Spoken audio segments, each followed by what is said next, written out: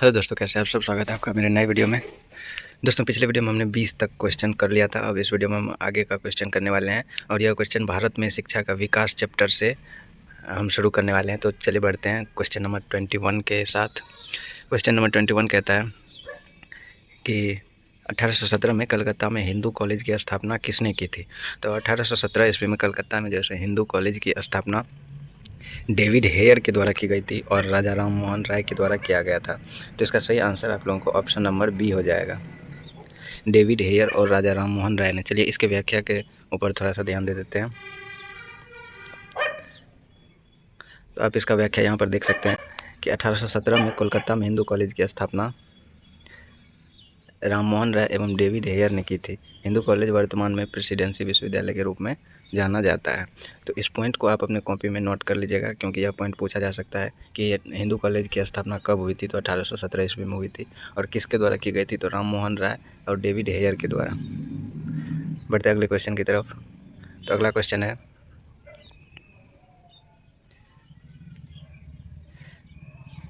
कि 1863 में Indian civil service पास करने वाले प्रथम भारतीय कौन थे। तो 1863 ईस्वी में इंडियन सिविल सर्विस पास करने वाले पहले भारतीय सत्येंद्र नाथ ठाकुर थे। तो इसका आंसर भी ऑप्शन नंबर बी हो जाएगा। इसके व्याख्या पर ध्यान देते हैं कि 1863 में इंडियन सिविल सर्विस पास करने वाले प्रथम भारतीय सत्येंद्र नाथ ठाकुर थे। सत्येंद्र नाथ ठाकुर ने 1865 में अहमदाबाद के सहायक मजिस्ट्रेट और कलेक्टर के पद पर काम शुरू किया। वे सिविल सर्विसेज में लगभग 30 सालों तक रहे। तो बढ़ते हैं अगले क्वेश्चन की तरफ। तो अगला क्वेश्चन है कि वुड के 1854 के प्रोसेसन के संबंध में निम्नलिखित कथनों पर विचार कीजिए।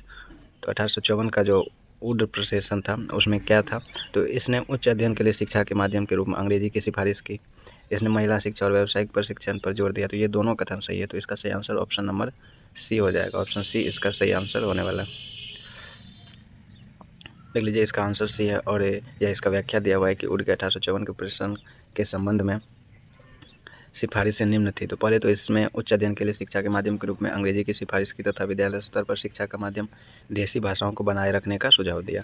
प्रत्येक प्रांत में एक लोक शिक्षा विभाग की स्थापना की सिफारिश की और महिला शिक्षा और व्यावसायिक शिक्षा की आवश्यकता पर बल दिया। तकनीकी विद्यालयों में अध्यापक प्रशिक्षण की संस्थाओं की सिफारिशें की। बढ़ते हैं अगले चैप्टर की तरफ। अगला चैप्टर है कि भारतीय समाचार पत्रों का इतिहास एवं पुस्तकें। तो इससे जो क्वेश्चन पूछा गया, पहला क्वेश्चन पूछा गया बीपीएससी टीआरई 3 में 1 to 5 के एग्जाम में कि इनमें से कौन वंदे मातरम समाचार पत्र के संपादक थे। तो वंदे मातरम समाचार पत्र के संपादक कौन थे, तो संपादक थे अरविंद घोष। वंदे मातरम समाचार पत्र के संपादक अरविंद घोष थे और इनके जो व्याख्या है उसको देखते हैं कि वंदे मातरम समाचार पत्र का संपादन श्री अरविंद घोष ने किया था। 6 अगस्त 1906 को इस पत्र का प्रकाशन प्रारंभ हुआ था। तो वंदे मातरम समाचार पत्र का प्रकाशन कब हुआ था, तो 6 अगस्त 1906 को इसका प्रकाशन हुआ था और यह अंग्रेजी भाषा में एक साप्ताहिक समाचार पत्र था। यह जो है सो अंग्रेजी भाषा में था और इस समाचार के पत्र की स्थापना 1905 में बिपिन चंद्र पाल ने की थी। इसकी स्थापना किसने की थी, तो बिपिन चंद्र पाल ने। इसे द न्यूज़ पेपर एक्ट 1908 के तहत बंद कर दिया गया था। यह भी आप अपने कॉपी में नोट कर लीजिएगा। बढ़ते हैं अगले क्वेश्चन की तरफ। अगला क्वेश्चन है क्वेश्चन नंबर 25। भारत के स्वतंत्रता आंदोलन के दौरान गहन राष्ट्रवादी विचारों को किस समाचार पत्र के द्वारा प्रचारित किया जाता था। तो गहन राष्ट्रवादी विचारों को जो प्रकाशित किया जाता था उस समाचार पत्र का नाम था अमृत बाजार पत्रिका। तो इसका सही आंसर ऑप्शन नंबर ए हो जाएगा, अमृत बाजार पत्रिका। चलिए इसके व्याख्या को भी देख लेते हैं। इसका व्याख्या निम्न है कि अमृत बाजार पत्रिका जो है सो शिशिर कुमार घोष के द्वारा इसका स्थापना किया गया था और मोतीलाल घोष के द्वारा। तो सबसे पहला पॉइंट तो ये कि अमृत बाजार पत्रिका की स्थापना किसने की, तो शिशिर कुमार घोष और मोतीलाल घोष ने। और 1878 के वर्नाकुलर प्रेस एक्ट का मुख्य लक्ष्य जो है सो यही पत्रिका था, अमृत बाजार पत्रिका। तो अमृत बाजार पत्रिका की स्थापना किसने की, तो शिशिर कुमार घोष और मोतीलाल घोष ने। बढ़ते हैं अगले क्वेश्चन की तरफ। तो अगला क्वेश्चन है द व्हील्स ऑफ हिस्ट्री, इतिहास के पहिए नामक पुस्तक किसके द्वारा रचित थी। तो द व्हील्स ऑफ हिस्ट्री यानी कि इतिहास के पहिए, यह पुस्तक किसके द्वारा लिखा गया था, तो यह पुस्तक जो है सो राम मनोहर लोहिया के द्वारा लिखा गया था। तो इसका सही आंसर ऑप्शन नंबर बी हो जाएगा, राम मनोहर लोहिया ने लिखा था द व्हील्स ऑफ हिस्ट्री नामक पुस्तक। उसके बाद देख लीजिए कि गीता रहस्य जो है सो बाल गंगाधर तिलक के द्वारा लिखा गया, और प्रिजन डायरी 1975 जो है सो जयप्रकाश नारायण के द्वारा लिखा गया। The wheels of history Ram Mohan Roy, Gita Rahasya Lokmanya तिलक, और प्रिजन डायरी 1975 जयप्रकाश नारायण के द्वारा लिखा गया। बढ़ते अगले क्वेश्चन की तरफ। तो अगला क्वेश्चन है 27 नंबर क्वेश्चन कि अबुल कलाम आज़ाद के द्वारा किस पत्रिका को संपादित किया गया था। तो अबुल कलाम आज़ाद के द्वारा जो है सो अल हिलाल नामक पत्रिका को संपादित किया गया था। तो इसका सही आंसर ऑप्शन नंबर सी हो जाएगा। और कॉमरेड नामक पत्रिका जो है सो मोहम्मद अली जौहर ने संपादित किया था, और ज़मींदार पत्रिका मौलाना जफ़र अली खान के द्वारा संपादित किया जाता था, और बंगाल गजट जो है सो गंगाधर भट्टाचार्य के द्वारा संपादित किया जाता था। यह आपके लिए इम्पोर्टेंट है। तो बंगाल गजट जो है सो किसके द्वारा संपादित किया जाता था, तो गंगाधर भट्टाचार्य के द्वारा। बढ़ते हैं अगले क्वेश्चन की तरफ। तो अगला क्वेश्चन है क्वेश्चन नंबर 28 कि राष्ट्रवादियों के दैनिक समाचार पत्र द इंडियन नेशन का प्रकाशन कब हुआ था। तो राष्ट्रवादियों के दैनिक समाचार पत्र द इंडियन नेशन का प्रारंभ कब हुआ था। तो इसका ऑप्शन पहले देख लेते हैं।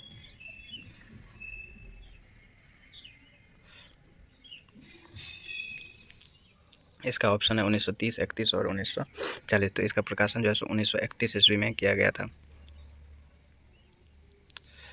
तो इसका सही आंसर ऑप्शन नंबर बी होने वाला है, 1931।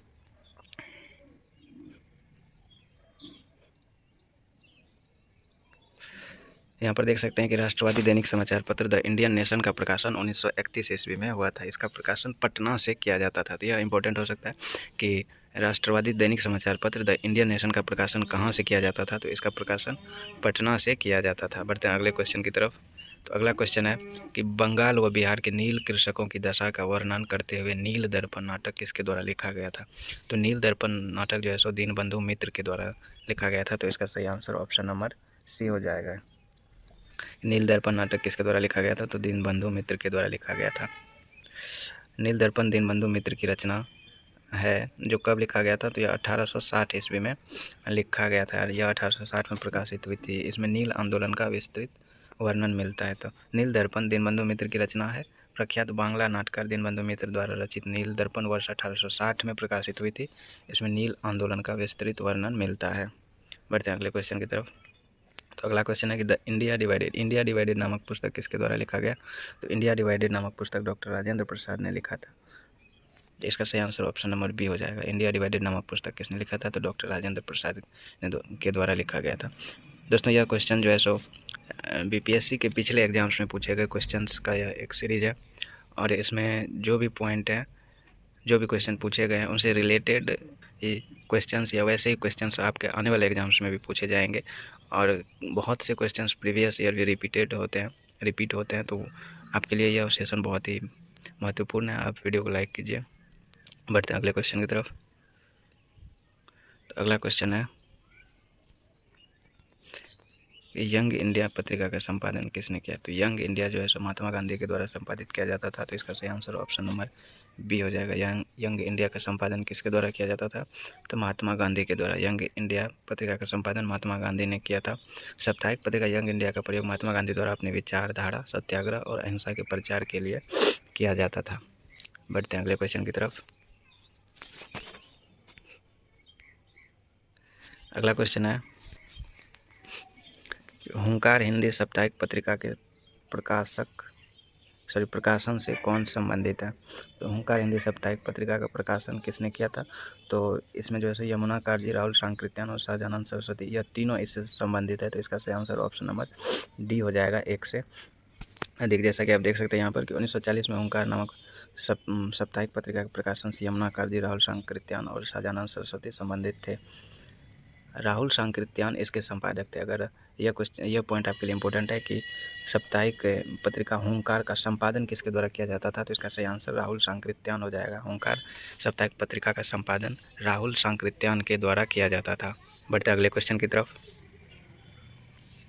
अगला क्वेश्चन है पाकिस्तान और द पार्टीशन ऑफ इंडिया, यह किसके द्वारा लिखा गया था। तो पाकिस्तान और द पार्टीशन ऑफ इंडिया नामक पुस्तक डॉक्टर भीमराव अंबेडकर के द्वारा लिखा गया था। इसका सही आंसर ऑप्शन नंबर सी है। डॉक्टर भीमराव अंबेडकर। आप यहाँ पर देख सकते हैं कि पाकिस्तान और द पार्टीशन ऑफ इंडिया पुस्तक के लेखक डॉक्टर भीमराव अंबेडकर हैं। बी आर अम्बेडकर द्वारा लिखित पुस्तक 1947 में भारत के विभाजन से पहले की घटनाओं का एक व्यवहारिक विश्लेषण प्रस्तुत करती है। बढ़ते अगले क्वेश्चन की तरफ। तो अगला क्वेश्चन है 34 number question. Vernacular press act के बारे में निम्नलिखित में से कौन सा कथन सही है? तो वर्नाकुलर प्रेस एक्ट जो है लॉर्ड लिटन के द्वारा शुरू किया गया था। इसे गैंगिंग अधिनियम के रूप में जाना जाने लगा। इस अधिनियम को लॉर्ड रिपन ने निरस्त कर दिया। दोस्तों ये तीनों जो है सही ऑप्शन है, तो इसका सही आंसर ऑप्शन नंबर डी हो जाएगा। 1, 2 और 3 यह बीपीएससी के 69th प्री में पूछा गया क्वेश्चन है, और आप इसका विश्लेषण भी देख सकते हैं। वर्नाकुलर प्रेस एक्ट 1878 में आया था। तो पहली बात तो वर्नाकुलर प्रेस एक्ट कब आया था? तो 1878 ईस्वी में आया था। लॉर्ड लिटन के द्वारा यह जो है अधिनियमित किया गया था। इसे गैंगिंग अधिनियम के रूप में भी जाना जाता है। और लॉर्ड रिपन ने वर्नाकुलर प्रेस एक्ट को कब खत्म किया था? 1882 ईस्वी में लॉर्ड रिपन ने वर्नाकुलर प्रेस एक्ट को 1882 ईस्वी में रद्द कर दिया। बढ़ते अगले क्वेश्चन की तरफ। अगला क्वेश्चन है biography of Kunwar Singh and Amar Singh के लेखक कौन है? तो कुंवर सिंह और अमर सिंह का जो बायोग्राफी है, जिसका नाम है biography of Kunwar Singh and Amar Singh, इसके लेखक कौन है? तो इसके लेखक आपको काली किंकर दत्त हो जाएंगे। इसका सही आंसर ऑप्शन नंबर बी हो जाएगा, काली किंकर दत्त। यह जो 1957 में के.वी. जायसवाल रिसर्च इंस्टीट्यूट द्वारा प्रकाशित किया गया था। बढ़ते अगले क्वेश्चन की तरफ।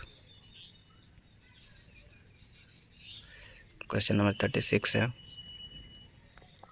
कि इनमें से कौन न्यू इंडिया समाचार पत्र से संबंधित थे?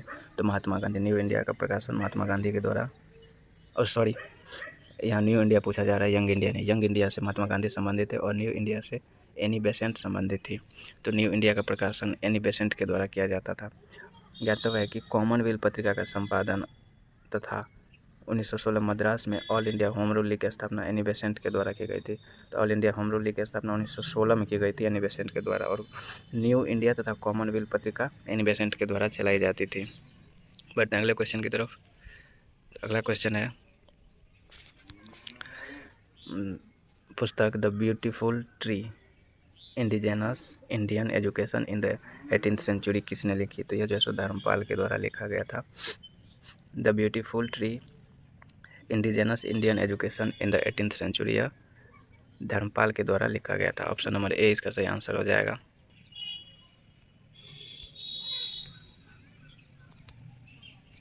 बढ़ते हैं अगले क्वेश्चन की तरफ।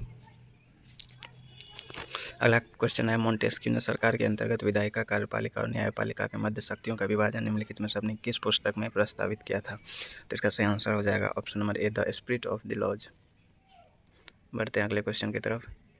अगला क्वेश्चन है 39 नंबर क्वेश्चन कि Mahatma Gandhi and Bihar some reminiscences पुस्तक किसके द्वारा लिखा गया था?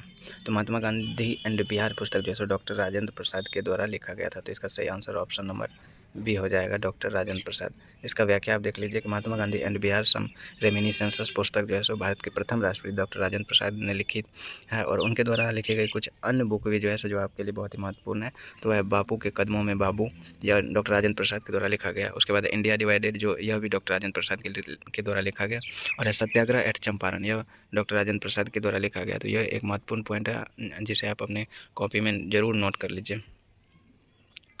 बढ़ते अगले क्वेश्चन की तरफ। 40 नंबर क्वेश्चन है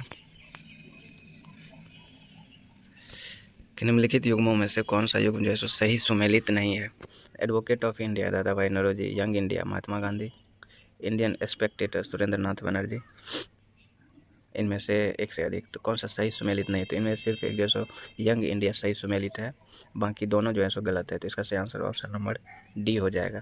जैसा कि आप यहाँ देख सकते हैं, एडवोकेट ऑफ इंडिया के लेखक दुर्गादास बसु हैं, यह आप नोट कर लीजिए। एडवोकेट ऑफ इंडिया के लेखक कौन है? तो दुर्गादास बसु है। इंडियन स्पेक्टेटर के संपादन BM मालाबारी के द्वारा किया जाता था, और यंग इंडिया का संपादन महात्मा गांधी ने किया था। बढ़ते अगले क्वेश्चन की तरफ। अगला क्वेश्चन है 41 नंबर क्वेश्चन, निम्नलिखित कथनों में से कौन सा सही है? तो बंच ऑफ ओल्ड लेटर्स का लेखन डॉक्टर राजेंद्र प्रसाद ने किया। उसके बाद व्यक्तिगत सत्याग्रह में ब्रह्मदत्त दूसरे सत्याग्रही थे, और सुभाष चंद्र बोस ने द इंडियन स्ट्रगल का लेखन किया। तो इसमें सिर्फ ऑप्शन नंबर सी सही है। तो इसका सही आंसर ऑप्शन नंबर सी हो जाएगा। बाकी a bunch of old letters की रचना जवाहरलाल नेहरू ने किया था, और व्यक्तिगत सत्याग्रह में ब्रह्मदत्त जो है दूसरे सत्याग्रही नहीं थे, क्योंकि दूसरे सत्याग्रही जवाहरलाल नेहरू थे और प्रथम सत्याग्रही विनोबा भावे थे। दोस्तों आज भी हमने 20 क्वेश्चन किया है और अगला चैप्टर जो है सो 19वीं शताब्दी में सामाजिक एवं सांस्कृतिक जागरण है, जो हम अगली वीडियो में करने वाले हैं। तो प्लीज़ इस वीडियो को आप ढेर सारा प्यार दीजिए और वीडियो को लाइक ज़रूर कर दीजिए जितने भी आप वीडियो देख रहे हैं। और अगर हो सके तो अपने दोस्तों को भी ज़रूर शेयर कर दीजिए जो भी बीपीएससी टीचर का तैयारी करते हैं, यह उनके लिए बहुत ही महत्वपूर्ण होने वाला है। और मेरे चैनल को प्लीज़ सब्सक्राइब ज़रूर कर लीजिए। मिलेंगे अगले वीडियो में। Thank you.